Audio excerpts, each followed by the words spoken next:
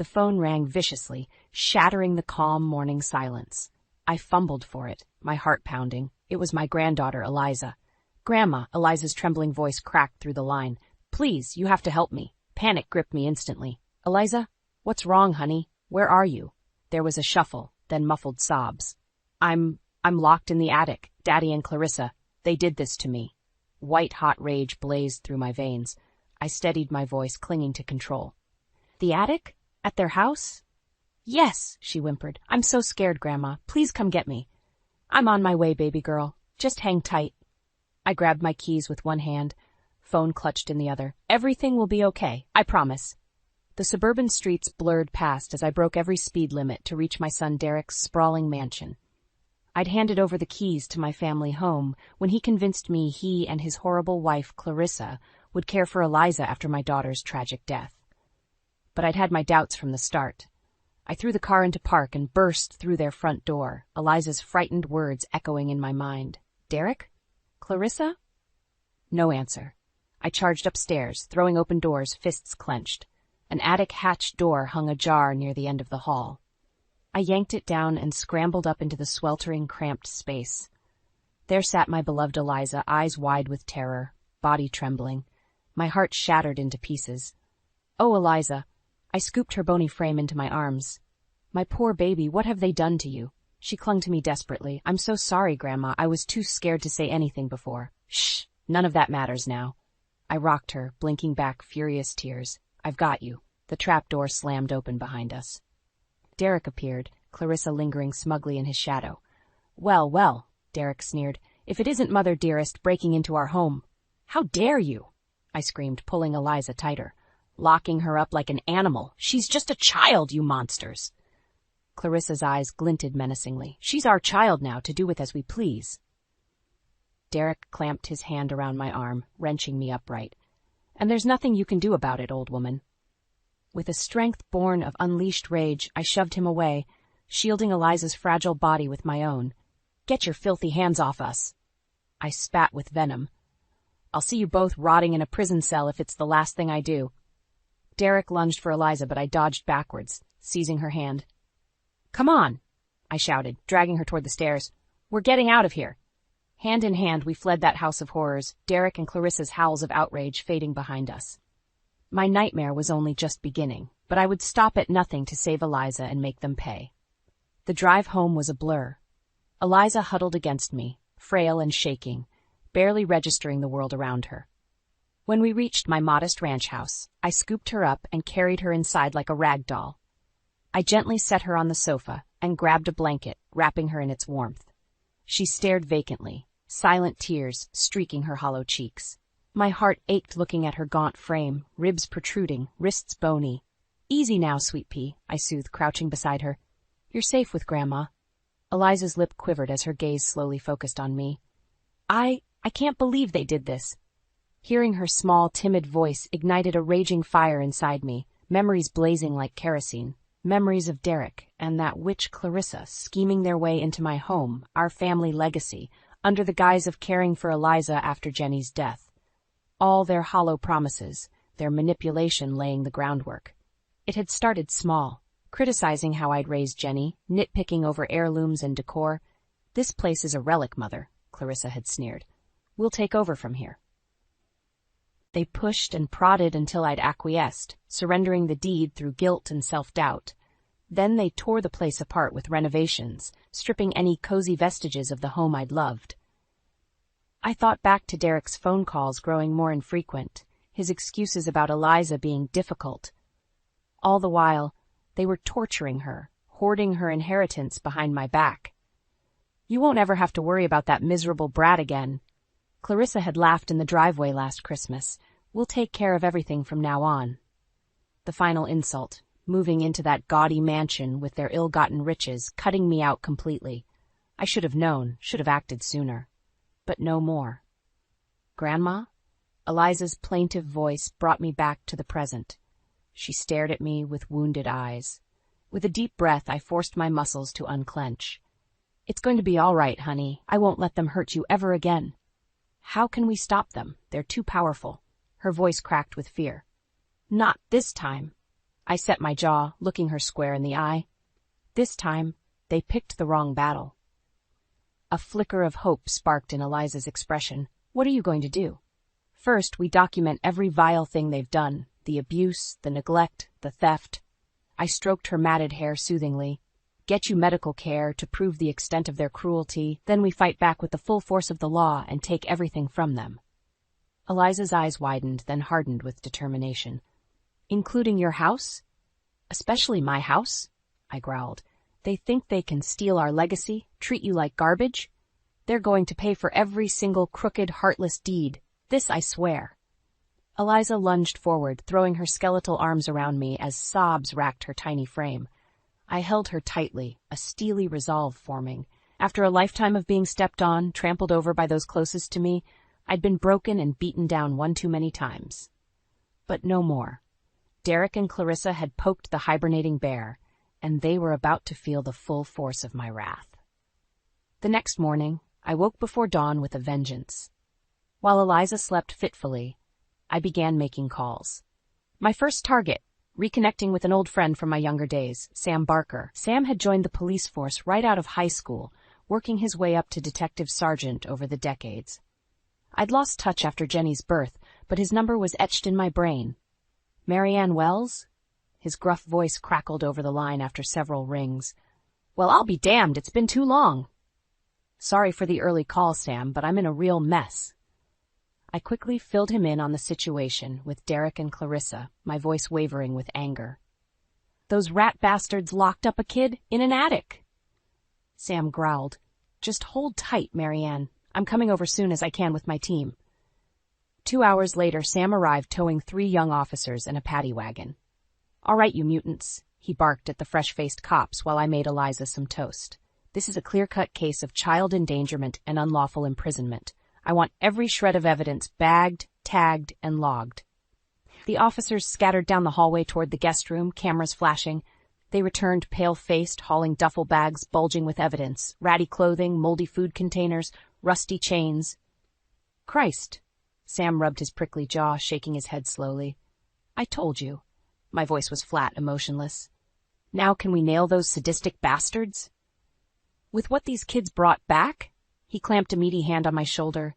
We can bury him under the prison. Sam insisted on taking Eliza to a child advocacy clinic for a full examination while his team combed through the mountains of evidence. I knew seeing the lurid photos and medical reports would be brutal, but it was a necessary cruelty to ensure justice.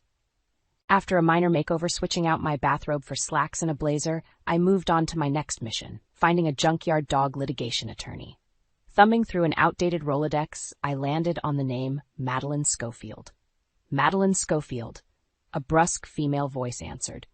I cleared my throat, launching into my spiel. By the time I finished laying out Derek and Clarissa's atrocities, there was a lengthy pause on the other end. My office, 30 minutes. Click. Madeline's corner office looked like an upscale boxing gym with heavy bags and speedballs crammed among the legal briefs. The stern-faced brunette in a crimson pantsuit regarded me flatly as I took a seat. So let's go over this hellacious laundry list one more time. I laid it all out again. The staged home takeover, financial manipulation, escalating cruelty toward my beloved Eliza, culminating in her imprisonment. Madeline's face remained stoic, but her jaw twitched angrily. You've documented and cataloged everything? Down to the last stomach-churning photograph, I said darkly. We've got them by the family jewels on multiple felony charges. A grim smile crept across Madeline's face. Then let's return the favor and hit them where it really hurts. A hard nod. Destruction of a family and criminal conspiracy to commit fraud. We take them for every last penny. Now you're talking my language, Miss Schofield. Madeline slammed her palm on the desk, emphatic ally. The house, the assets, all of it gets signed back over into your names, and those 2 depredates can enjoy their family reunion behind bars. A feral grin spread across my face, mirroring hers. With Sam and Madeline locked and loaded, Derek and Clarissa didn't have a prayer. The reckoning was coming, and they were going to burn. Over the next few days, Madeline and I hunkered down, meticulously constructing our case against Derek and Clarissa. Evidence logs and medical records were carefully organized, every tiny detail scrutinized. I wanted it all locked up tighter than Fort Knox. Sam tracked down surveillance footage from neighboring houses, piecing together a grotesque pattern of neglect and psychological abuse. We had them dead to rights. Now it was time to set the trap. We need to get those bastards on record openly admitting their actions, Madeline said, clasping her hands on the desk, a smoking gun to leave zero reasonable doubt. You're talking about wearing a wire? I felt a rush of nerves. Against my own son? This stopped being about family ties a long time ago? Madeline's eyes bored into me with steely resolve. You want justice for Eliza or not? I swallowed hard and gave a terse nod. You're right. What do I need to do? 2 days later, Madeline's private eye arrived carrying a briefcase full of surveillance gear, microcams, concealable mics, you name it. As he got me wired up, Sam pulled me aside. You sure you want to go through with this, Marianne? His gruff voice dripped with fatherly concern. We've got enough to bury them already without taking this risk. It's not a risk I'm willing to accept, Sam. I gripped his arm firmly. Those two remorseless sociopaths don't get to hide anymore. I want the world to see them for the soulless monsters they truly are. Sam held my gaze a moment, then nodded slowly. Just be careful out there, you hear? With Madeline and Sam monitoring remotely, I took a deep breath and headed over to the mansion. My skin crawled just breathing the same air as that place. I rang the bell with a trembling hand. Clarissa answered, sneer already plastered across her sickly, made-up face. Well, if it isn't Granny Clueless? I fought to keep my expression neutral. Cute, we need to talk, now. She rolled her eyes theatrically. Fine, but make it quick. I have a pedicure at noon. I followed Clarissa's bony figure through the garish marble foyer toward the living room. Derek was slumped in a leather chair, idly flipping through stock reports. Oh, look who it is, he smirked without looking up. Come to beg for scraps? Don't flatter yourself. I crossed my arms, glaring between them with disgust. I came to hear it straight from you two cretins. Clarissa frowned in mock confusion. Hear what exactly? What you did to Eliza, I replied evenly. Every ugly, despicable detail. Derek's head snapped up, eyes flashing angrily. Clarissa let out a grating cackle. You mean our daughter? Her voice dripped with disdain. Your meddlesome little brat is lucky we allowed her to live under our roof at all. Watch your mouth, I warned through gritted teeth. Derek slammed his reports down, rising to his full intimidating height. Or what? He loomed over me, hot rancid breath fanning my face. I'll say whatever I damn well please about that worthless sack of bones. She was nothing but a money pit from the day we got saddled with her. Clarissa railed hatefully. A repulsive drain on our finances and our lives. We did the world a favor keeping that sniveling wretch out of sight and mind, Derek growled. White-hot rage shot through my veins, but I fought to stay calm, wanting every last vile admission on record. So the abuse, the imprisonment. My voice was laced with forced casualness. That was your idea of tough love? Clarissa let out a depraved cackle. You're damn right it was. Maybe next time it'll be a pine box instead of an attic if she remains this ungrateful. That was all I could stomach. I ripped off the hidden mic, launching it at Derek's smug face. You sick, twisted excuses for human beings. I raged, fists clenched. I've got every last word on tape, you despicable monsters. See how you like an 8x10 cell for the next 20 years while we take back everything you stole. I whirled on my heel and stormed out, their shocked screams echoing behind me. They'd had their chance to come clean. Now the gloves were off. With Derek and Clarissa's depraved admissions secured, the wheels of justice were finally in motion. But I wasn't done extracting my pound of flesh, not by a long shot. Those sadistic monsters had shattered my family, tortured my innocent granddaughter, and looted my legacy like common thieves. They needed to be publicly disgraced, humiliated on a global stage. Fortunately, in this digital era, reputations could be dismantled at a keystroke. While Madeline set the legal machinery churning, I made a few very special phone calls. First up was my old college pal, Stella Rand, now a regional editor for a popular online magazine. We may have majored in seemingly disparate fields, her journalism, me women's studies, but we'd bonded over a shared love of seeing arrogant jerks taken down a peg. Stella, it's Marianne Wells. My voice was grim over the line. You know that story we always dreamed of writing? The one exposing some self-entitled elite pricks? She caught my deadly serious tone immediately. I'm listening. I provided Stella with a detailed chronological breakdown of Derek and Clarissa's calculated abuse and theft, phone call transcripts, the whole 9 yards. After several stunned minutes of silence, she finally spoke. Jesus, Marianne. This is a freaking Lifetime movie crossed with Bernie Madoff levels of fraud. If even half of what you're saying is true, every last word will be proven in court, I interjected. I've provided all the hardcore evidence up front. Well, you've sold me, Stella said, a fresh sense of determination in her tone. This'll be the biggest bombshell expose I've ever run. High society monsters, heirs exposed as sadistic child abusers. How's that for a headline? I felt a rush of vindictive satisfaction. Make them the most reviled human scum society has ever witnessed. Oh, don't you worry about that part, girl, Stella said grimly. This is going supernova. The next call was to my local news affiliation, enlisting a ravenous young reporter to stake out Derek and Clarissa's home day and night. Within 48 hours, the fiery pieces were in place for a perfectly dramatic reveal. First came Stella's seismic online opus, meticulously cataloging each and every heartless transgression in lurid detail. Complete with police body cam footage of Eliza's emaciated rescue, it went utterly viral, crashed websites, overloaded servers. Society was suitably scandalized. Then the local news vultures swarmed the mansion in a feeding frenzy, cameras blazing as stunned-looking police officers hauled out box after box of evidence, no detail overlooked. I sat on the sofa watching the coverage with grim satisfaction, squeezing Eliza's hand as news ticker scrolled below. Multi-millionaire couple exposed in elaborate fraud, child torture case. On air, wild-eyed Derek was perp-walked past a phalanx of jeering photographers, bellowing profanities at the cameras.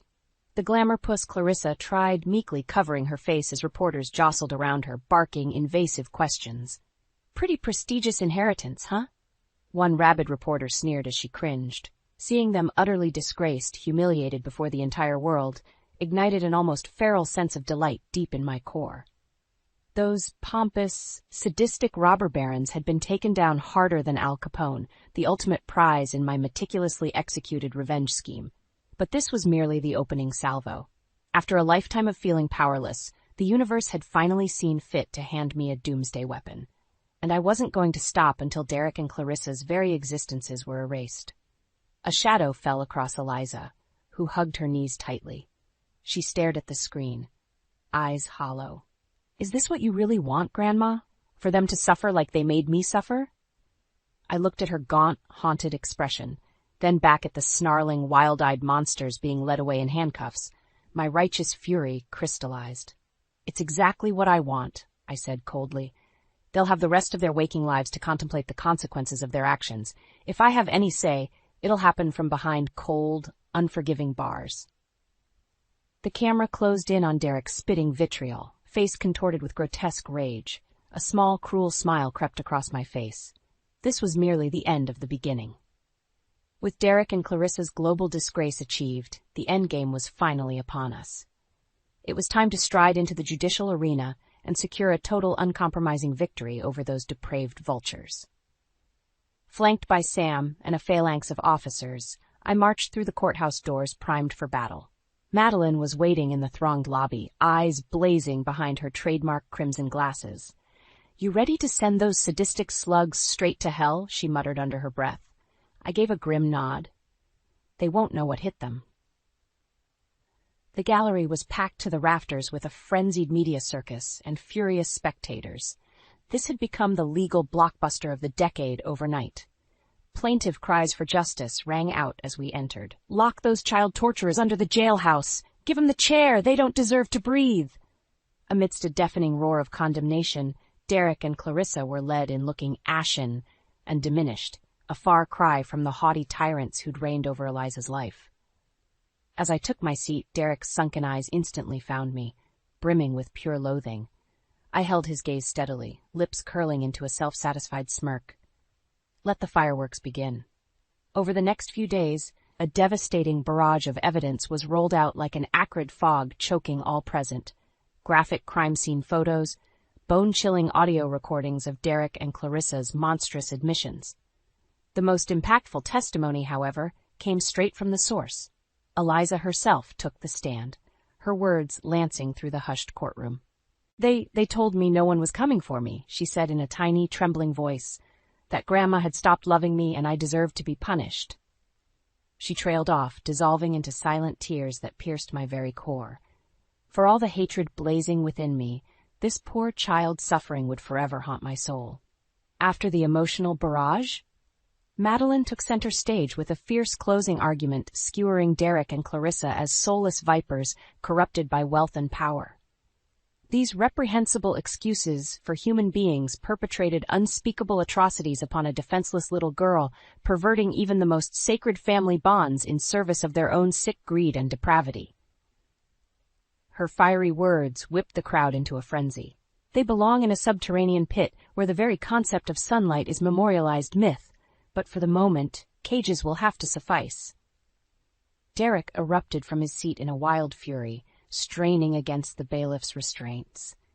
"You desiccated old bat! We're going to have you disbarred and deported to the 9th Circle." The judge furiously gavelled for order as Clarissa collapsed into gulping sobs. After the pandemonium subsided, his wheezing voice addressed the jury. "Members of the jury, I don't think I've ever witnessed such a complete abandonment of human decency and dignity as the actions of these individuals." He visibly shuddered. "In all my years of public service, I have never confronted such a stark illustration of the depths of generational trauma and exploitation. If the voluminous evidence before you today does not constitute gross criminal culpability across multiple statutes, I am at a loss as to what does." He glared at the broken husks of Derek and Clarissa with utter revulsion. "I would entreat you to render what can only be the principled verdict in this despicable affair. The world awaits your judgment." The jury rapidly dispersed, but their decision was a foregone conclusion at this point. I caught Madeline's eye and gave a subtle nod. We had them.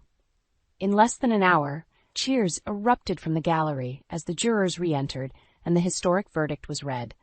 The vengeful monsters were going away for a very long time. I turned to lock eyes with Derek and Clarissa, wearing identically hollow expressions of shock.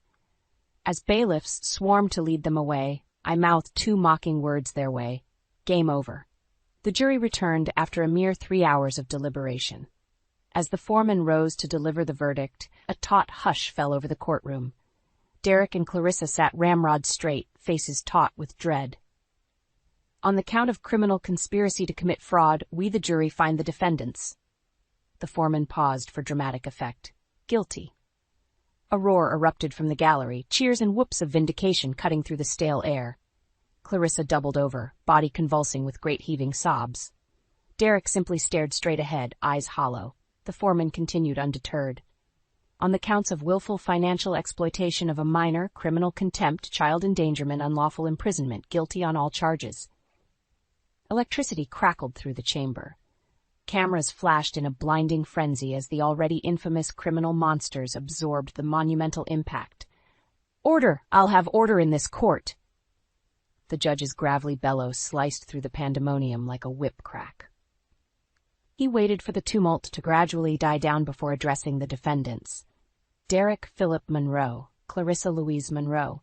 This court has few remaining options in how to justly proceed from here." He removed his glasses, ancient eyes boring into the miserable souls before him. "You two remorseless, rapacious parasites perpetrate not just fraudulent theft and horrific abuse in your diabolical campaign. You quite literally attempted to extinguish an innocent child's life, breath by breath.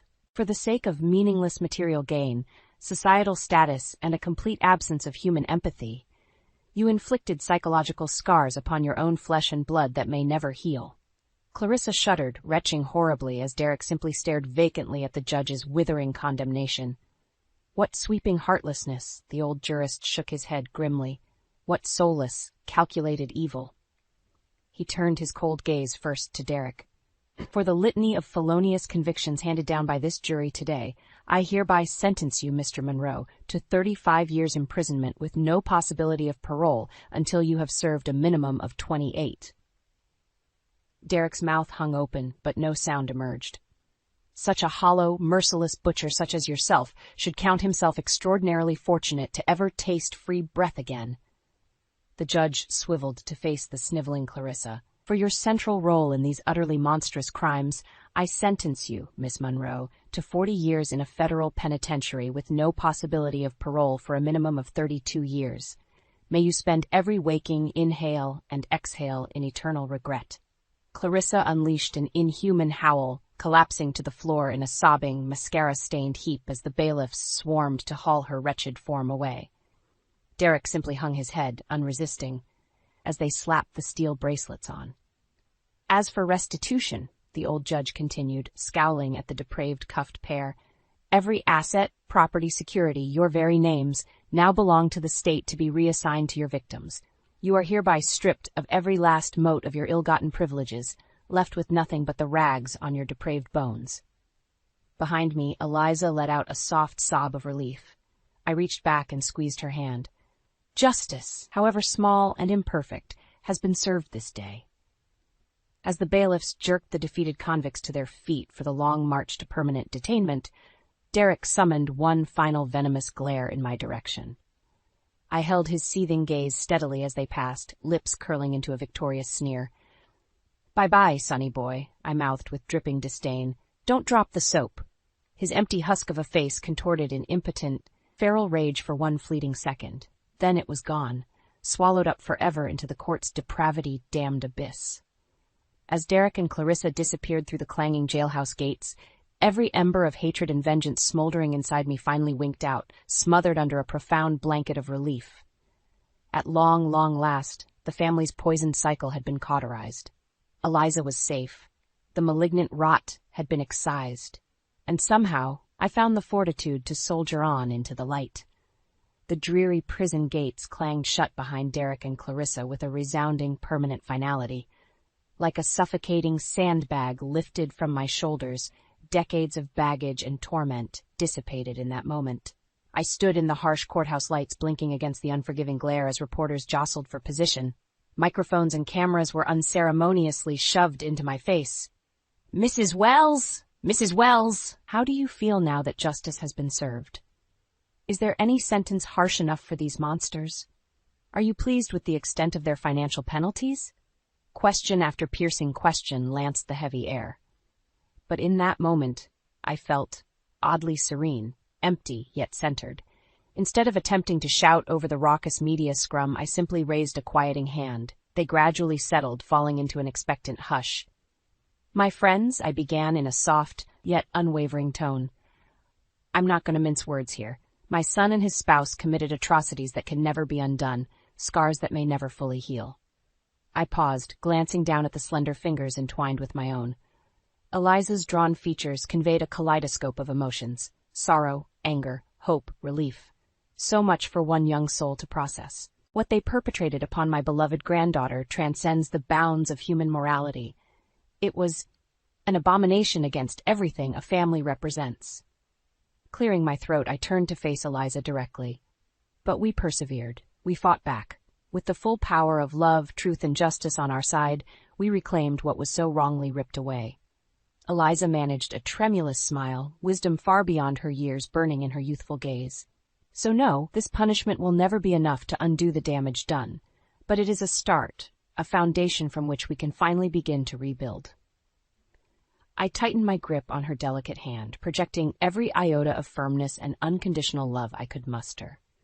Eliza's path will be immensely difficult. The cruelties she endured may haunt her forever, but I vow to be her sovereignty shield, her protector and nurturer each step of the excruciating way forward. A profound hush enveloped the throng. Cameras flashed like silent lightning from the sidelines. "We have our family home back." I swallowed hard against a fresh lump in my throat. "Our legacy, our very identities have been wrested from the greedy, bloodless clutches of evil incarnate. That miracle alone is enough to show the universe still harbors justice and mercy even in its darkest abysses." Eliza squeezed my hand urgently. When I met her gaze, she was beaming, not the plastered saccharine smile of her youth, but an expression of emboldened, defiant joy. "And in time," I continued, matching her radiant energy, "with immense effort and an inextinguishable will to transcend, we will heal. We will claw our way back into the light. We will make our family whole again." The moment hung suspended, a fragile yet profound rebellion against a lifetime of despair and subjugation. For far too long I'd been a brittle, downtrodden relic quivering in the shadows, incrementally stripped of autonomy and self-worth. No more. Strength emanated from Eliza in palpable waves, fueling an implacable certainty within me. We would no longer be victims shackled by our trauma and anguish. With every forward step, our bonds would solidify into piercing, brilliant resilience. Resting my hand on her bony shoulder, I tasted unexpected freedom for the first time in forever. They tried to break us? I stated simply, and by the grace of the universe we bent, but did not shatter. Now it's our turn to rise like a phoenix and embrace our rightful glory once more. Cameras flashed in a blinding frenzy as the crowd erupted into thunderous applause. Eliza buried her face in my chest, dissolving into tears of long-delayed catharsis. I wrapped my arms around her and held tight, just less a conqueror raising a tattered victory banner than a liberated spirit simply basking in the possibility of hope reborn. The trial was over. Our sentences had been meted. All that remained was to navigate the long, uncertain road toward true healing, one dauntless step at a time.